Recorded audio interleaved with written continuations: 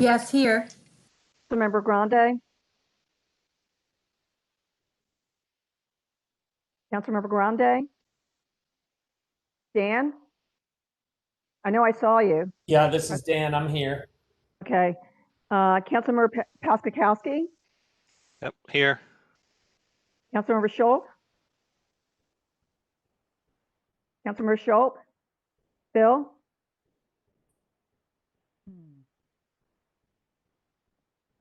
Okay. Does anybody see him on the screen since I don't have my screen up? No, but Mario's back. You can ask him if he's here. I'm here. Sorry, guys. Is Councilmember Okay. Schultz here?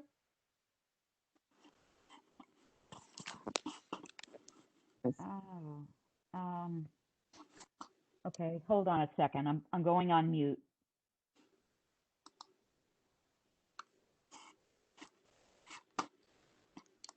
Dan, you're here, right?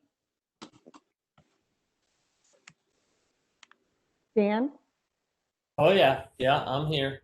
And I just texted Phil. Okay. Oh, thank you. I was just getting my cell phone to check and do the same if needed. Thank you. Thank you, Dan.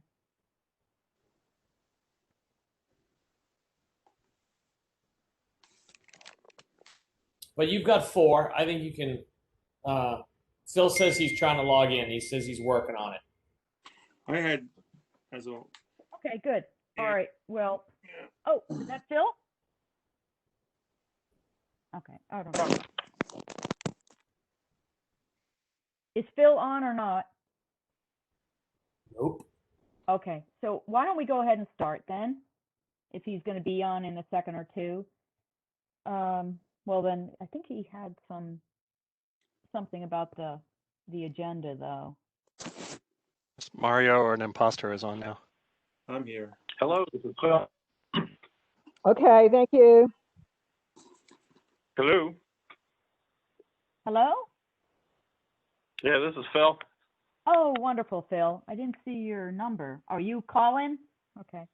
Yeah, I'm a call and I tried to go in. It said it was starting the meeting when I tried using my computer, but didn't work.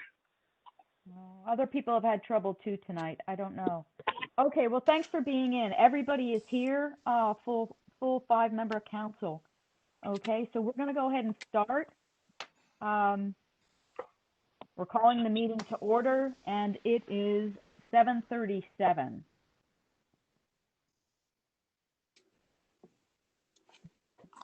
Are there any changes to the agenda?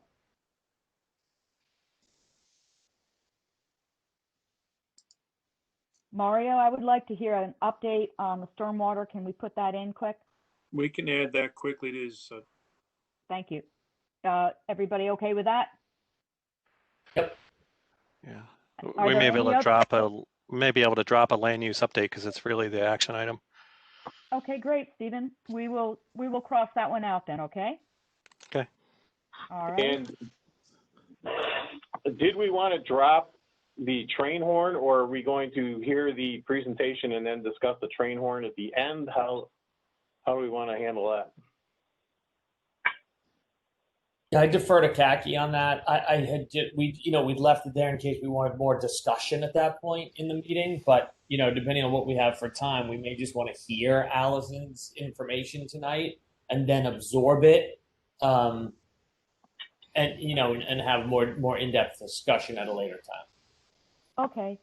I think that's a good plan. So what would happen here is that at the train whistle presentation, we'd hear that from Allison Schultz. Then if there are questions by council members, bring them forward. But any discussions of next steps and what the council may or may not do, we'll hold it for the update time period. And if we don't have time or we want to punt that for another council meeting, I'm fine with that. Is that a good plan? Sounds good to me. Okay. Land use is off. Stormwater is on. Is there somebody else who was going to say something?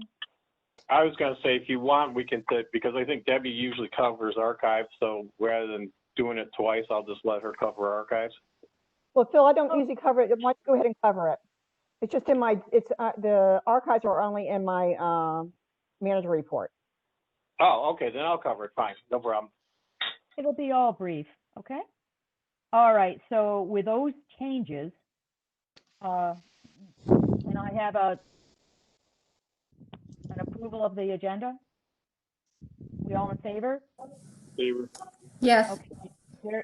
Jerry Lee, Mario, Dan, Stephen, Bill? Yes. Okay. All right, that's approved. Thank you, everybody. Okay, approval of minutes. Do we have any changes to the December 14th minutes? Yes, this is Jerry Lee. Dan had raised, and I had agreed with him that we should be reflecting that in the note about the under SRTS about the Kelly property, that the town committed to address the issue. That was noted in there.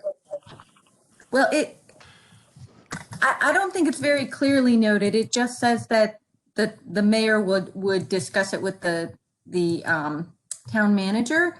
And No, that's not what it we're says. looking for something a little more, Debbie changed it, I think, after that. I did, I changed it, Jerry Lee. It's been changed, and this is what it says. The council agreed as a town, they are committed to the property owner, and the problem will be solved and not at the resident's expense.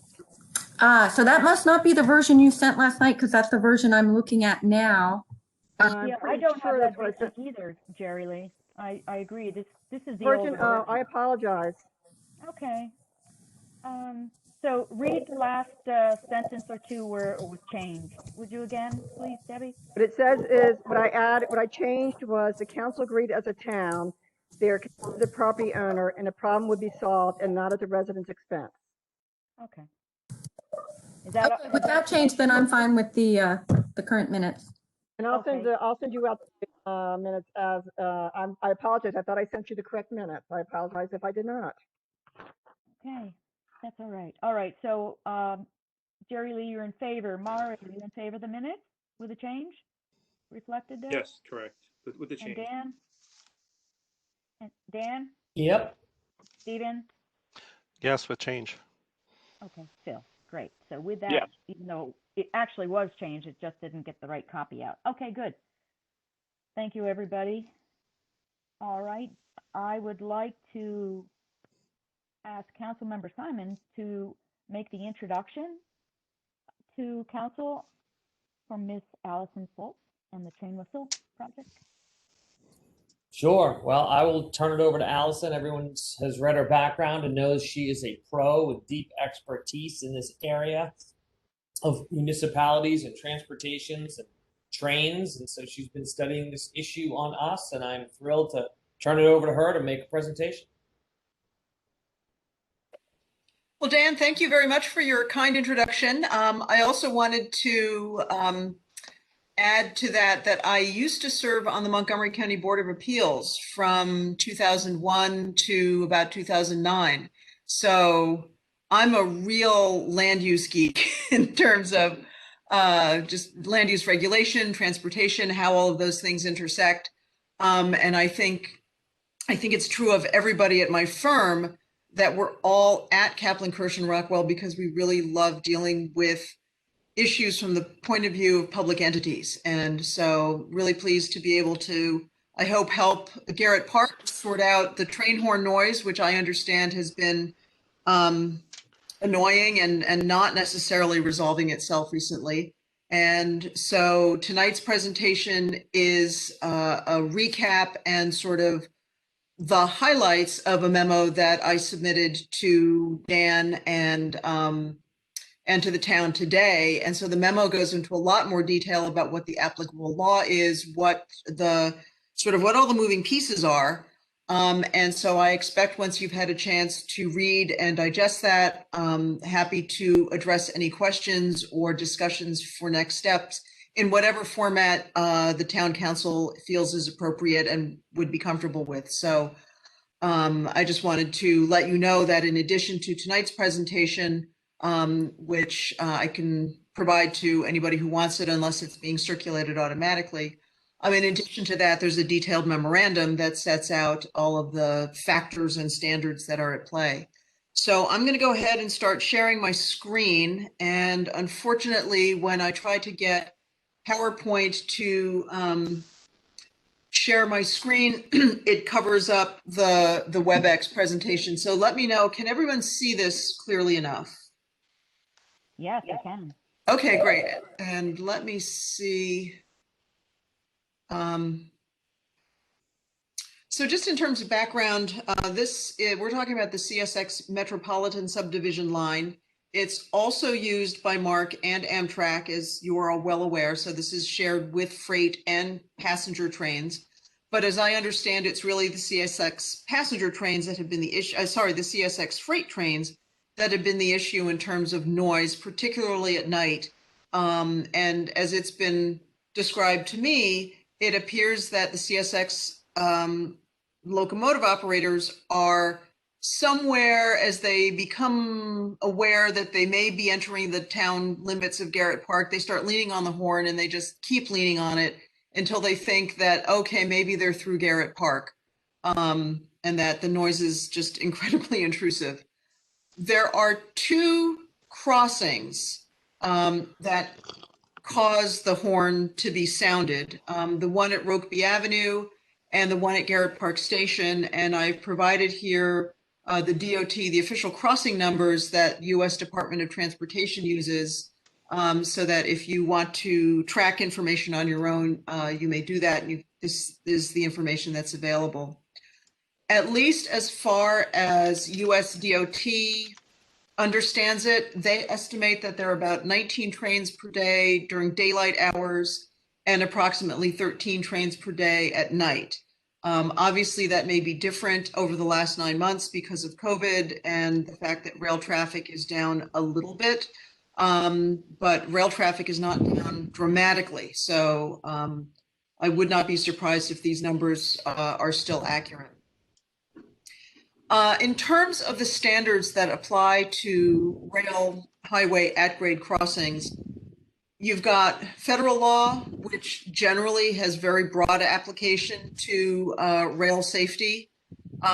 But in the case of highway rail grade crossings, state requirements may also apply. It's the one weird area of federal rail safety regulation where the federal government hasn't stepped in and said, okay, all state and local regulations stand aside. There's really an interplay between state, local, and federal law, particularly with regard to at-grade crossings, the physical layout, and the sounding of horns. And then the third standard that applies are CSX's own operating rules. So we'll be talking about all three of those different kinds of standards. And then just to flag the issue for everybody, state regulations are probably the least significant factor here because the state has not stepped in to enact regulations about sounding train horns at private crossings or pedestrian crossings, as some states have done. So one concept I would like everybody to keep in mind is the fact that these two particular grade crossings, as they exist today, fall into a bit of a gray area with respect to federal regulation. They are not addressed directly because one is a pedestrian crossing and the Rokeby Avenue crossing is what's considered a private crossing, and we'll talk a little bit more about that. And so just in general, turning to the federal standards for highway rail grade crossings, the first and largest category are public crossings. And that's a location where a public highway, a road, or street crosses one or more railroad tracks at grade, or where both sides of the crossing are maintained by a public authority. And so it's a little bit interesting to reflect on the history of the Rokeby Avenue crossing, because you've got Town of Garrett Park on one side and MNC PPC on the other side.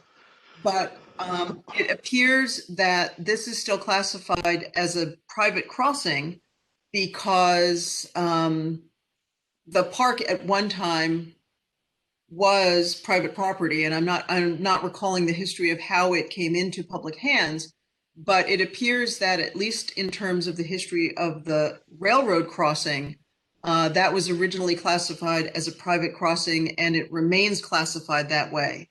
And so that's one factor in our analysis. And for reference, I've listed the regulations at 49 Code of Federal Regulations, Part 222, for those who really want some reading that will put you to sleep. Those are the rules that govern the use of locomotive horns at public highway rail grade crossings. So public crossings are the primary category that we're talking about, but at the moment, neither of the two crossings in Garrett Park falls into this category. The other categories that could apply are private and pedestrian crossings, and there is no federal requirement to sound the horn at a private crossing or a pedestrian crossing, although, as I had mentioned earlier, state law may require the sounding of horns at these crossings. Maryland at the moment does not appear to require the use of train horns at these kinds of crossings. So this is the gray area that I was referring to earlier. We have a road crossing that crosses the tracks that currently is categorized in a way that would not trigger the federal requirements for train horns. And then as well, we have the pedestrian crossing at the station, which would not either trigger the federal requirement for sounding the horn. As reference, and I would be interested to hear people's impressions about whether or not these standards relate to what you're actually experiencing. At a public grade crossing, the operator must sound the horn at least 15 seconds, but not more than 20 seconds before entering the public grade crossing. And that there's a good faith exception in the federal rules, which allows the use of the horn for not more than 25 seconds, where the operator is not absolutely sure when they're going to enter the crossing. And the requirement for sounding the horn is that the operator needs to make 2 long, 1 short, and then 1 long blast. So it's almost like Morse code. What's interesting is that the duration of what's a long blast and what's a short blast are not specified in the regulations. And so there's a bit of wiggle room there for the operator. I will say what's a little bit unusual about the 2 crossings in Garrett Park are that for at least 2 miles in either direction, there is no other public at-grade crossing. And so the trains are running for a good distance without any crossings, without having to really understand where they are. And so it appears that one of the factors at play is that train operators know there are these 2 crossings in Garrett Park. They may or may not know the territory well. And for those who don't know the territory well, they overcompensate by just sounding the horn over long because they don't know exactly when the crossing is coming up. And so I think given that you're seeing a lot of variability in, some folks don't sound the horn at all, others just lean on it. These are the general guidelines that apply for the use of train horns in those locations where they are required. In terms of standards that apply, moving to the state requirements, there are no applicable state requirements relating to the sounding of horns at either private crossings or pedestrian crossings. And other than that, the federal requirements would apply. And then finally, we get to the CSX operating rules. And this is where it seems the real focus of why the CSX operators are sounding the horns in Garrett Park would apply to begin with. And CSX's operating rules state that the locomotive operator must sound a signal when approaching a public highway at grade crossing or a passenger station. So here you have the passenger station triggering the requirement for CSX operators to sound the horn. There is not a requirement to sound the horn at a private or a pedestrian crossing. And CSX's rules also state that the horns may not be used unnecessarily. Again, there's not a standard for what's necessary and what's not necessary, but it does seem to be the railroad does recognize that there are instances where the train horn noise could get excessive. So according to the railroad's own operating rules, the operator really is not supposed to be leaning on the horn and just blasting through town. And so, as we had mentioned earlier, the Rokeby Avenue crossing and the Garrett Park Station crossings are in a gray area because no federal or state standards require horn use, and the CSX operating rules apply because they require the operator to sound the horn when approaching a passenger train station.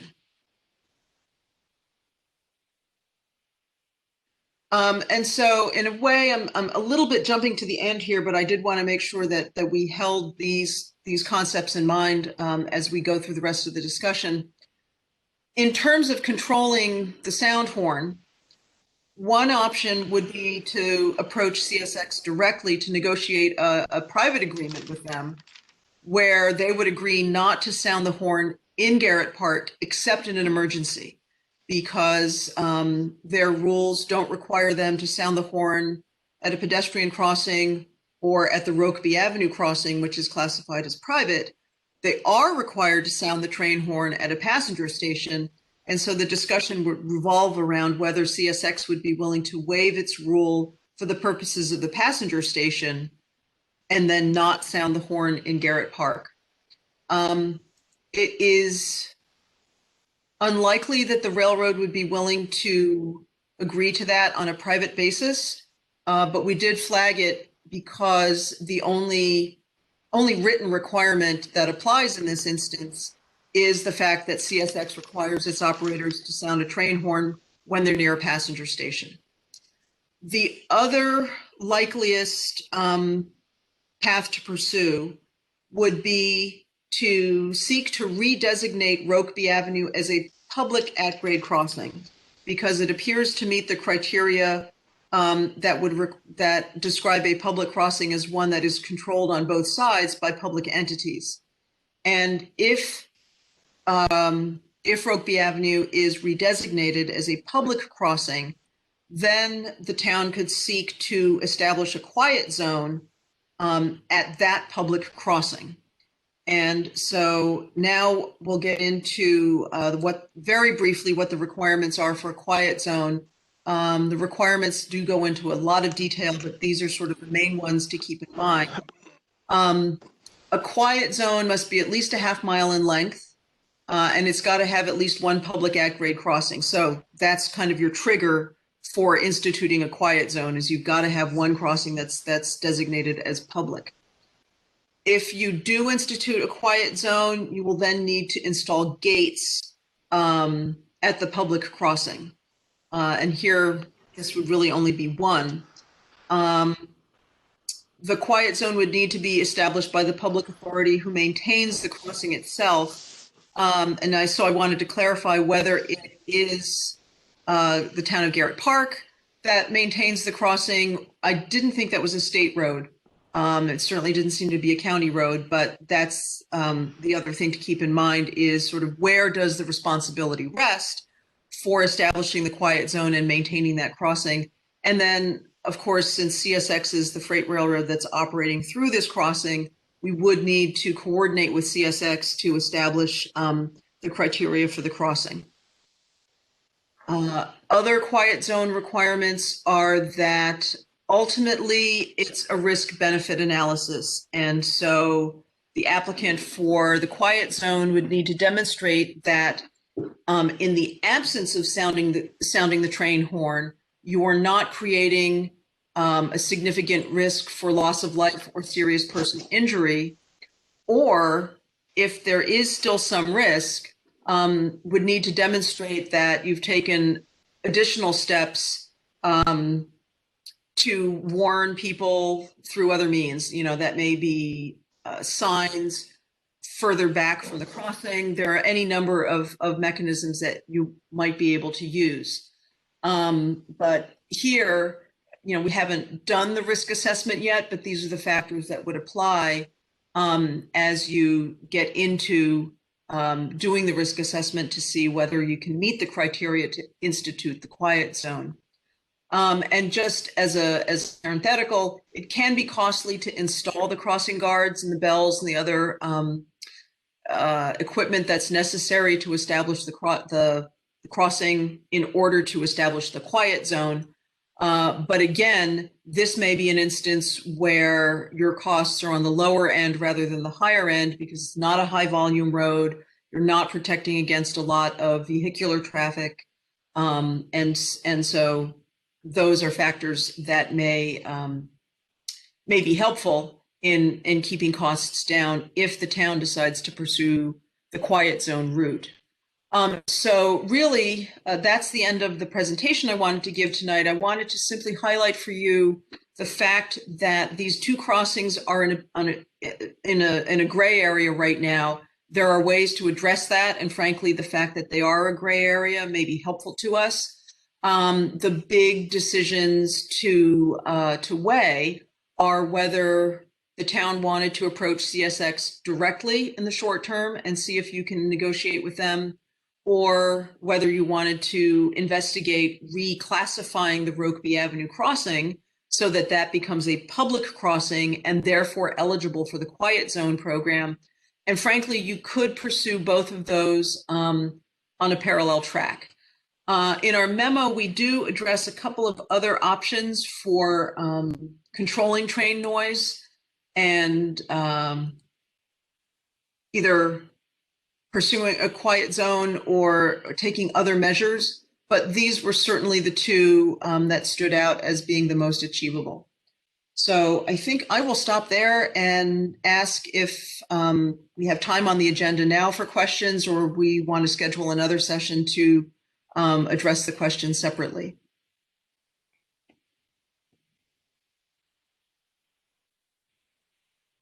Well, thanks, Allison. I think we may have a few more minutes so that we can take some questions. So let's start with allowing for 5 minutes. Okay. Does anybody have any questions? First of all. This is Phil. So Yes, the Phil.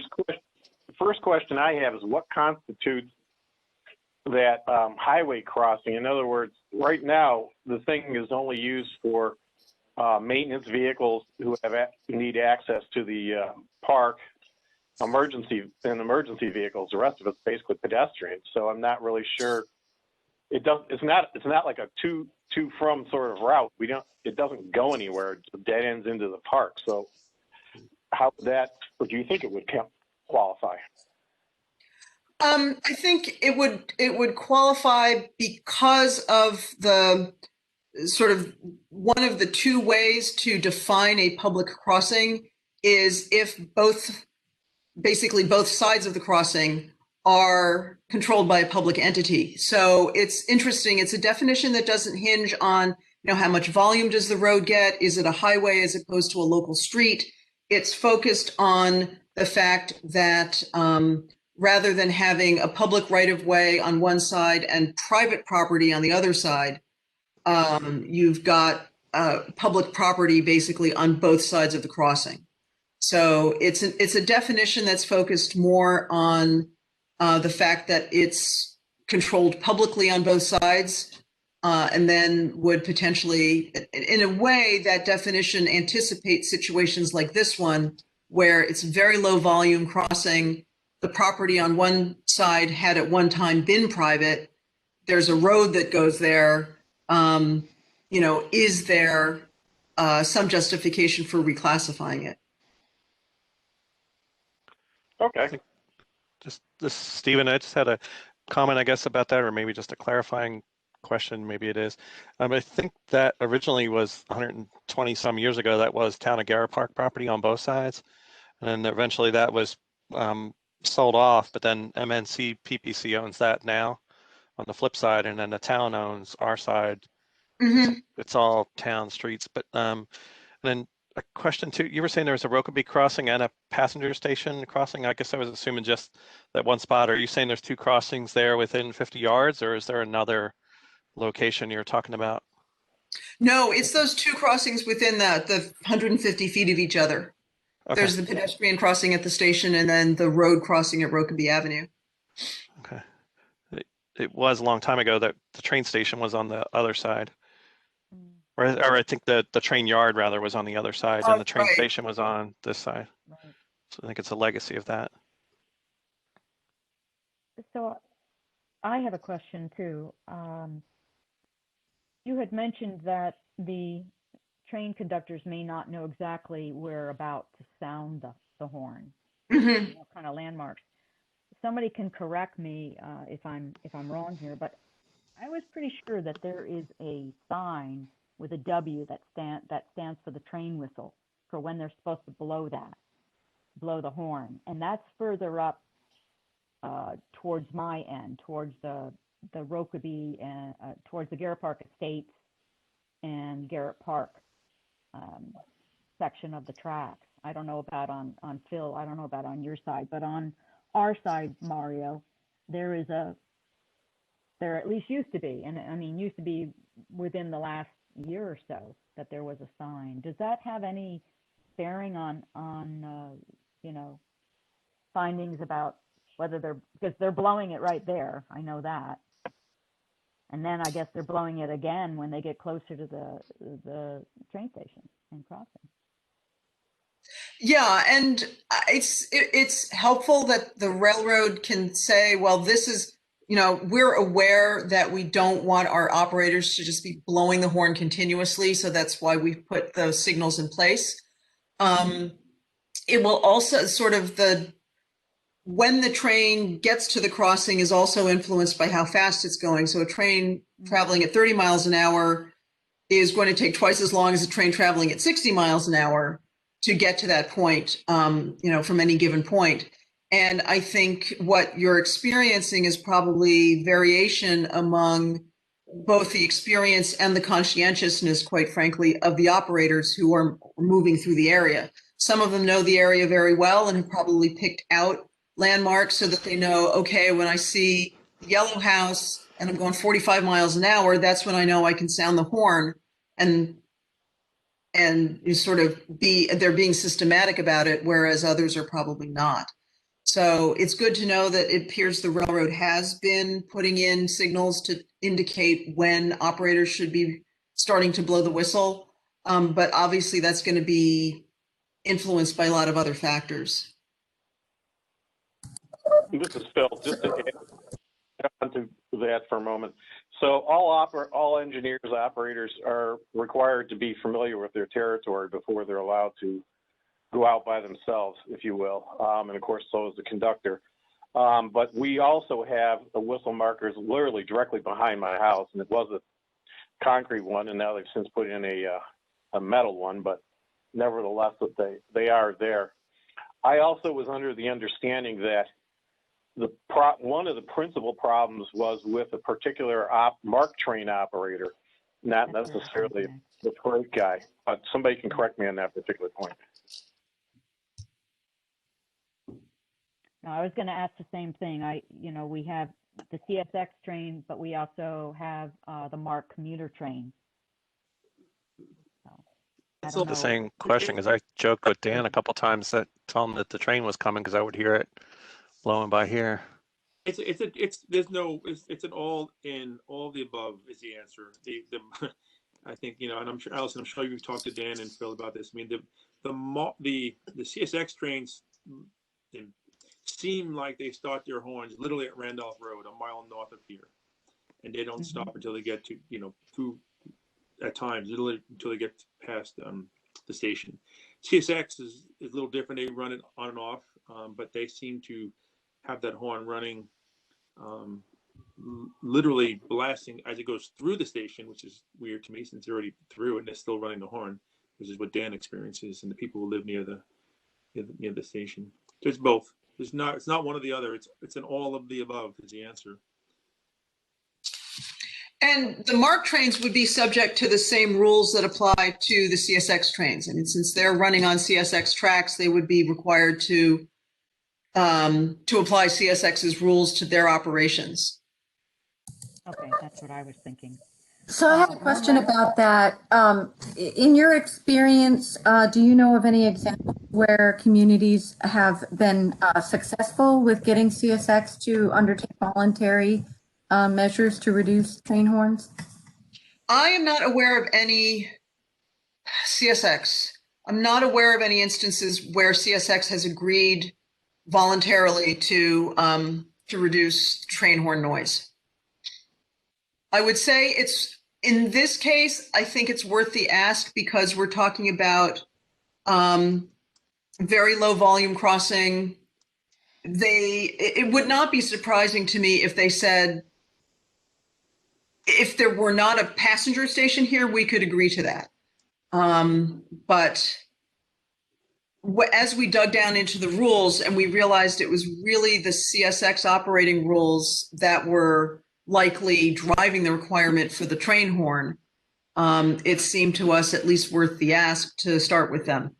But even so, the railroads are very, very hesitant to back off any of their safety requirements or operating practices. Allison, can you, if possible, can you maybe clarify some misinformation, information that what may or may not have happened down in Kensington, just one stop down? I mean, there's some, is there any clarity on that? Were they able to reduce horn sound, or did they do anything? Are you aware of that? There is a quiet zone. I've seen it described as being either in Kensington or further east, kind of further east and north. But there is it's probably Montgomery County's only quiet zone, and it's kind of near the line between Kensington and where the seminary development is. Glenmont. Yeah. And the county, I believe, took the lead on putting that quiet zone in place about 10 years ago. What about Tacoma Park? I thought we were told that there was a quiet zone there. I am not aware of one in Tacoma Park. I'm on mute. Okay. I have another question. Was there somebody else there, Phil? Was that you or Mario? This is Phil. Okay, can I ask this? All right, go ahead, Phil. No, go ahead with your question. Okay, and just want for the record, it's 11 after 8, so we definitely want to finish in the next few minutes. Okay, so I'll try to make mine quick. You had mentioned or questioned, who actually owns the crossing, maintenance of the crossing there at Rokeby. And with having sold the property on the other side of the tracks, the northeast, west side, to the county, and we own the property, of course, on the town side, unless there's somebody else on the call, and I respectfully refer to maybe Chris Keller, who may also know this, or Stephen, you may know. I thought our boundary actually stopped before we crossed over the tracks. So I don't think that the town owns maintenance of the crossing. And therefore, the next question follows here, Allison, is you talked about having maybe some great expense if we were to install crossing gates if we got to a quiet zone. I don't think that would be us, correct? Whoever maintains or owns that wouldn't that be on the town, or I mean on the CSX or on the county, whoever owns that area? The FRA really, frankly, they are absolutely neutral as to who pays for it. But they just want to make sure that they know who to ask, who's responsible for maintaining it. So conceivably there could be, if we go down that path, there could conceivably be a discussion between the town, MNCPPC, and CSX about putting the crossing guards in, who maintains it. CSX may well want to maintain it because they would be the primary beneficiaries of making sure that those pieces of equipment work properly. But I would expect that CSX is likely to say, well, we'll maintain it, but we don't want to pay for it. And the town and the county may get into a discussion about who actually pays for it. So there's nothing in the federal regulations that determines who pays what in that instance. They're looking more at maintenance responsibility. Okay. Jackie, Thank you. Yeah. earlier in the fall, when there was a pothole, as you were just coming over the track, CSX was contacted and they actually came out and fixed it. Okay. Yeah, great. Great to know. I would They stick the train whistles right there, the speaker and all. Phil, did you have a question? And then I'd like Well, to. a couple Good? things, yes. Oh, okay. I do want to end in another minute or two, if that's possible. Okay. Well, I will try, but it's a public discussion. Thank you. Oh, of course. Go ahead. Sure. So there's a couple things. First of all, I think that CSX would own up to the limits of the right of way, and then either the town or the county would own on either side. So that may be part of the defining portion. And the railroad's required to maintain the crossings, from what I read. And I would assume that the railroad would be required to maintain the crossing gates because that would be hooked into their signal system. But all that aside, one of the things I was wondering is part of this requires that if we were to actually get all this to the point where we were able to try and establish a quiet zone, we have this quiet zone risk index. And are you familiar at all with the risk index, and do you think that we have any chance of passing it, or is this something we'd have to hire an engineering company for to figure out, you know, if we were able to do the risk index and whether or not we'd be able to, you know, make it would we'd be able to pass it, I guess.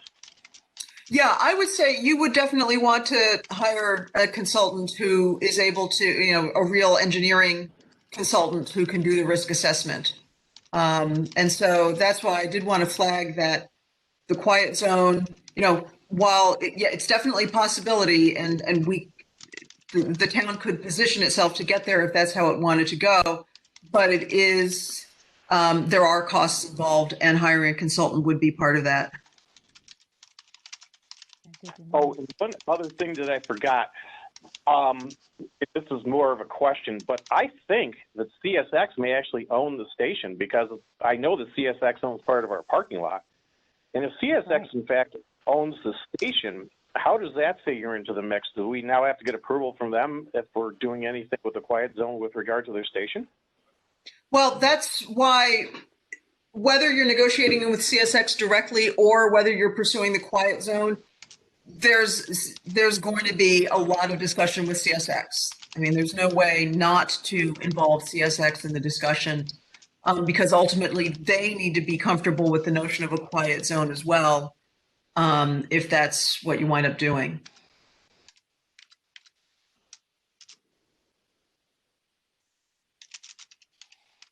So if that were the case, then is it possible CSX could, by virtue of the fact of owning the station, decide to, well, I guess they could put the kibosh on it no matter what, because they would basically say they don't consider it safe, or is that not the case? They can't generally put the kibosh on it.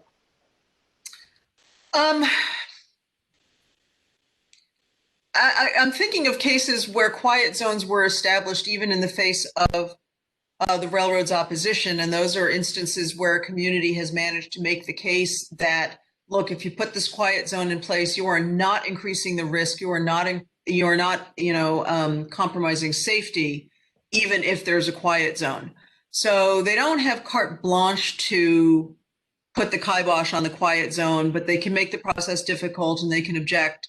And so I think if the town decides that it wants to pursue that, we would need to construct the strategy for approaching CSX very carefully and try to understand as much as possible in advance where their sort of soft points are likely to be. Okay, I appreciate that. Thank you. I'm set. Thank you. Is there anybody else who has a question among the council? This is Dan. I'll just say thank you to Allison. It's great. You've you know, the memo is obviously, you know, really intensive, and everybody's received that by email now. So I think we'll really dig in and study this and go through the information. We appreciate your work and your level of expertise. And then, you know, my hunch is we'll need another sort of Q&A session in order to determine what our opinion is about going forward. But I think we're going to need some time on our own to sort of study it and discuss it and see what we think and see what folks in town might think. And then we can do some Q&A with you, and then we can figure out where we go from there. Well, great. I really appreciate it. And thanks for having me give the presentation. I think it's helpful to frame up the issues rather than just saying, here's a big fat memo, has a lot of info. And I think you have an interesting situation on your hands because these are not currently classified as public crossings. So it gives you a little bit more room to maneuver and to consider options that might not be available otherwise. So we'll just leave you with that thought. And I thank everybody very much and hope everybody stays safe and healthy. Thanks, Allison. Great. You too. Take care. You Bye-bye. be well. You. All right, bye-bye. Thank you. Okay, it is almost 8:20, and we now, I'll ask if there's any presentations by residents.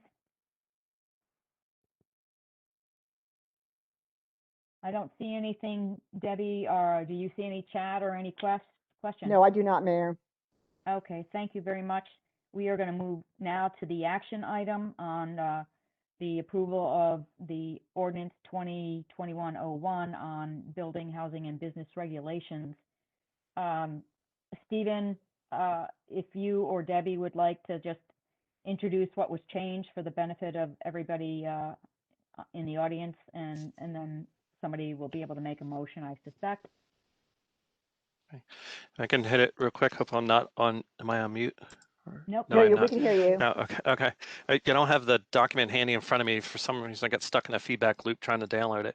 But in essence, what we asked to clarify at the last meeting was to just make it crystal clear what the existing sentence is, and it's a sentence and what it would change to.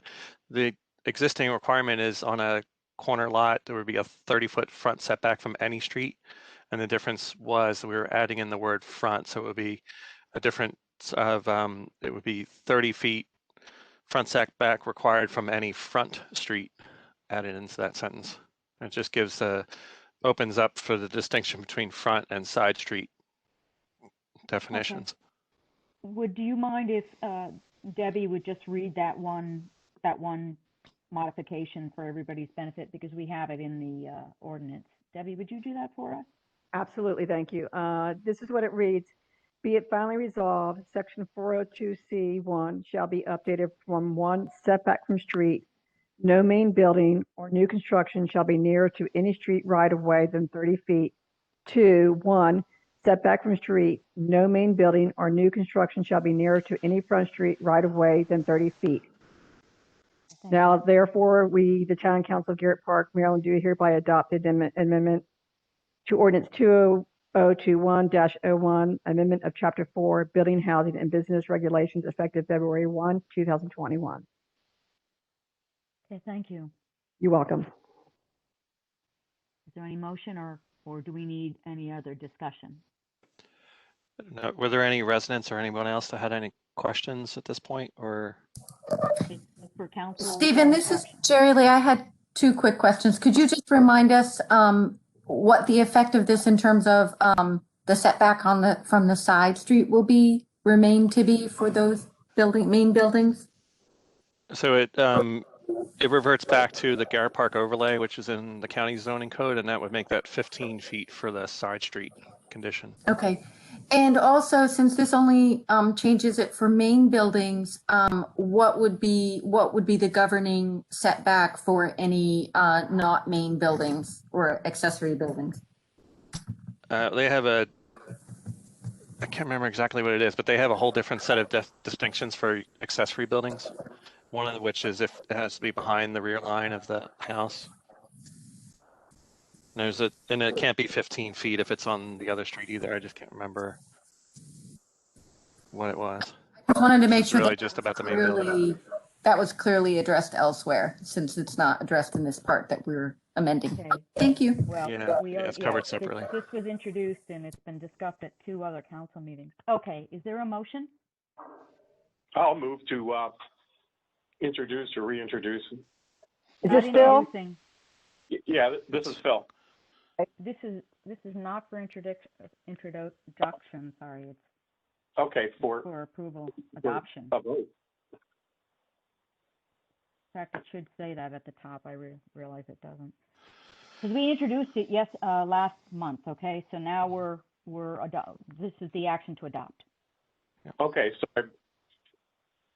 so then I move that we adopt ordinance 2021-01, amendment of Chapter 4, Building, Housing, and Business Regulations for as amended. Is there a second? This is Dan. I'll second it. Sorry. Thank you. Thank you, Dan. All in favor? Aye. Aye. Who was that? Oh, Aye. we got, okay, I think I heard 5 ayes. Aye. Thank you, Jerry Lee. Okay, Aye. all right. So approved. Thank you. Sounds like one quick edit, I guess, in the record, Debbie would change that. You were noting, Khaki, about it says introduction. Yeah, well, Yes. that's more, it's just a, that's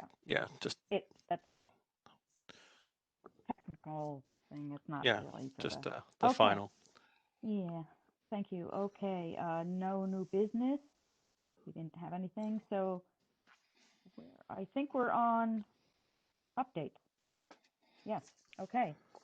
So it is 8:25. I don't have much to say about the SRTS right now. I can tell you that we are bringing back the concrete subcontractor to make a few corrections to some sloppy work on the punch list, predominantly over at the curb along the new sidewalk on Oxford at the intersection of Oxford and Shelley. It was not well done. So that person's coming back.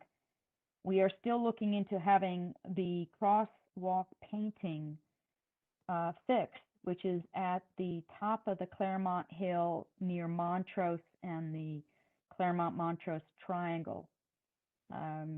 It looks like it's gotten pretty well beat up. We suspect it's been from the trucks that are renovating building the new house on Jeremy's lot, and that's 10936 or 10938. I never know which one of those numbers it applies to.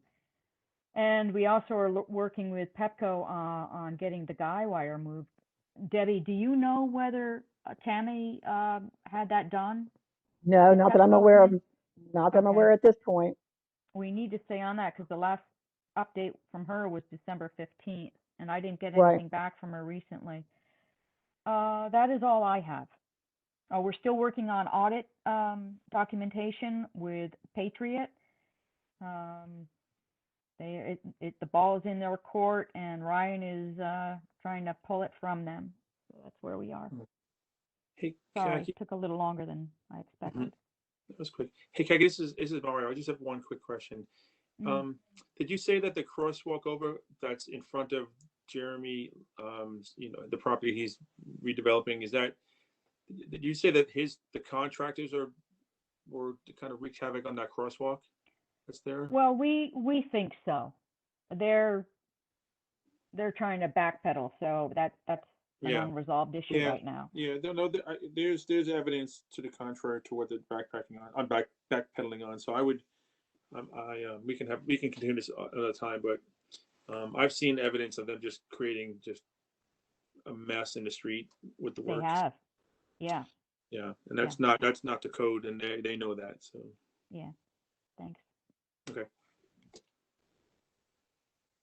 Okay, Phil, do you have a quick update on archives? Sure. The archives has captured over 175 handwritten pages of have been transcribed, and currently Claire is working on trying to share some of those completed documents on the archive website. And sorry for the dog. And she also had added up the amount of research requests that she handled in 2020, and that total was 37, up from 30 in 2019. So that's a significant increase. And those included people who are residents, town committees, outside researchers, which is interesting, including genealogists and academics. And topics included storm drains, the bridge, specific houses and streets, and early residents of GP, and the general history of the area. And that is it for me. Wonderful. Very Okay, shall we move, Stephen, now to the historic preservation and town hall renovation? Anything new to say? Yeah, mostly the same update as last month for town hall. Still working on that. Need to set the exact date, but moving along well on that. And the committee was happy to put together an article that went in the Bugle. I think it was this month's Bugle. So they worked really hard and kind of a nice outreach just to kind of explain how historic preservation works in the town and the county. So nice work by them on that. That's the main update. All right, thank you. And Dan, just to close on tonight's presentation about the train whistle, is there anything you want to say more than what you've already said? Are we to anticipate something for February? Anything? I would Take just a put pass.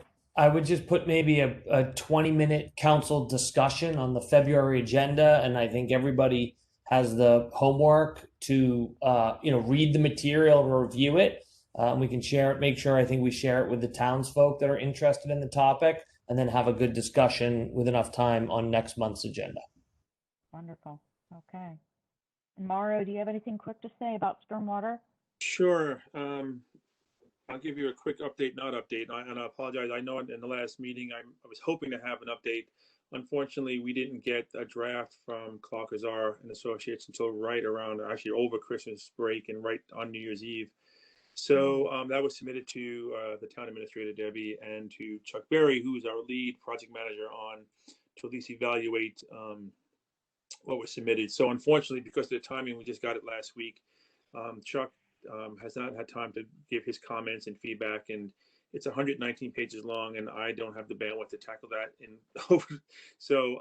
at this point. So unfortunately, I don't have an update other than the fact that it is moving forward, that we did have plans. It's being redlined by Chuck, and then once he has his comments back, and then Clark Azar resubmits, then I will get it and I will submit it to the council so we can review it, including pricing for different options at the end of Rokeby, which includes a bridge option and then not a bridge option.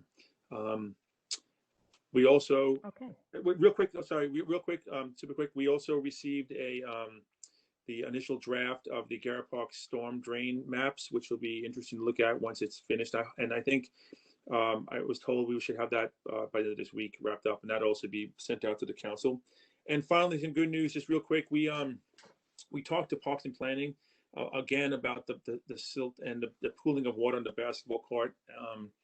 I know even though it's not necessarily town property, that's used. That basketball court is used immensely by a lot of the folks in this town, and so they're looking to solutions to help the drainage there and get that mud and silt out of that basketball court. And that's all for now, guys. And there's a lot going on there. Yeah, it's slow moving, and I feel bad about that, but it is moving. Just so aware, and everyone's aware that we are moving on this, and it's coming to a solution. It's at least to a resolution in terms of moving it to the next phase very, very soon. Okay, all right, thank you. And Debbie, do you want to say anything about your town manager's report? All I'm going to say is real quick is that the revenues and expenses and operations are pretty much on budget right now. We will probably be coming to the council next month to discuss a mid-year budget amendment. Okay, and you expect to do that with a straw man's version, or? Yes, with the straw man version, yes. I'm sorry, yes, correct. Okay. Yeah. All right. That'll be helpful. Good. Okay, unless there's anything else, I'd like to adjourn. Is there anything else? Jackie, I was just wondering, what will be our schedule for development of the budget for next year? Wasn't it around this time that we did our work session? No, we had a mid-year. We do anticipate having something maybe in late February or early March.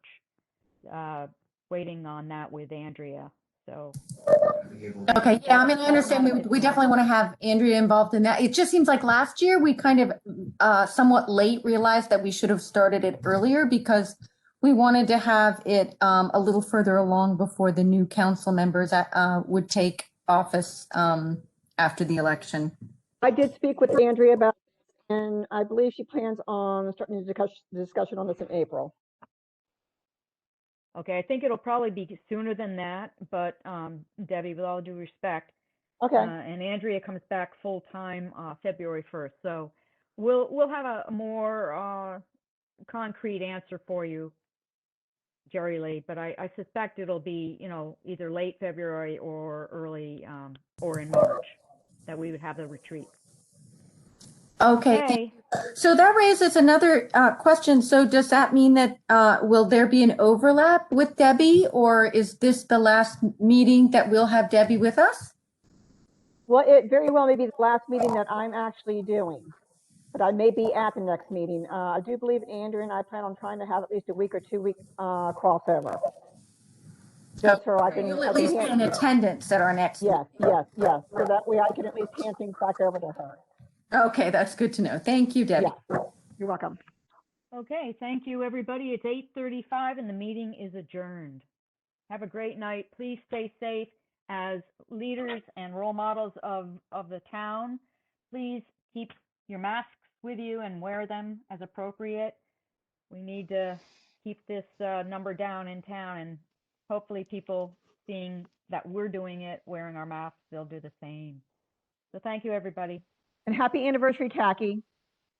Thank you, Debbie. Oh. All right. Bye-bye. Bye, everyone. Bye.